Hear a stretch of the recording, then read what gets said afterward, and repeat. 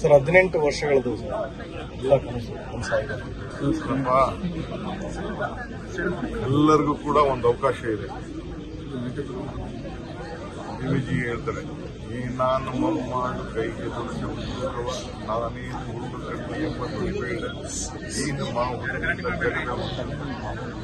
ತಾಣ ಹೇಗಿರೋದ ಜಗತ್ತಿನಲ್ಲಿ ಒಂದಲ್ಲ ಒಂದು ಸಂದರ್ಭದಲ್ಲಿ ನಿನ್ಗೆ ಅವಕಾಶ ಇದ್ದೇ ಇದೆ. ನೀನು ಚಿಕ್ಕವನಾಗಿ ದೊಡ್ಡವನಾಗಿ. ಸೊ 18 ವರ್ಷದಿಂದ ನಮ್ಮ ಆರ್ಸಿಬಿ ಅವರು ಬಹಳ ಪ್ರಯತ್ನ ಮಾಡ್ತಾರೆ. ವಿರಾಟ್ ಕೊಹ್ಲಿ ಅವರು ಎಷ್ಟೇ ಕಷ್ಟ ಆದರೂ ನಮ್ಮ ಟೀಮ್ ಬಿಡದೆ, ಬೆಂಗಳೂರು ಟೀಮ್ ಬಿಡದೆ ಕಷ್ಟ ಸುಖ ಎರಡರಲ್ಲೂ ಕೂಡ ಅವರು ಉಳ್ಕೊಂಡಿದ್ರು. ಅದು ಬಹಳ ವಿಶೇಷವಾದಂತಹ ವಿಚಾರ.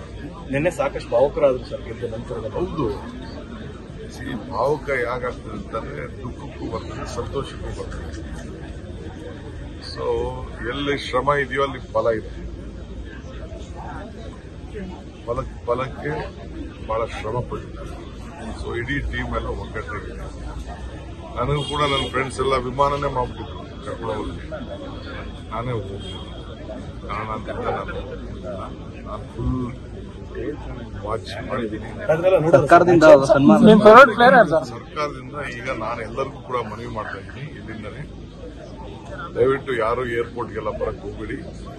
ಬಹಳ ಟ್ರಾಫಿಕ್, ಬಹಳ ಲಾಂಗ್ ಇದೆ.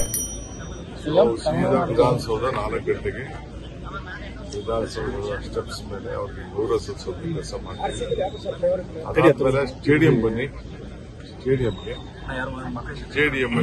ಅದಕ್ಕೆ ಏನ್ ಬೇಕೋ KSC ಅವರು ಅದಕ್ಕೆ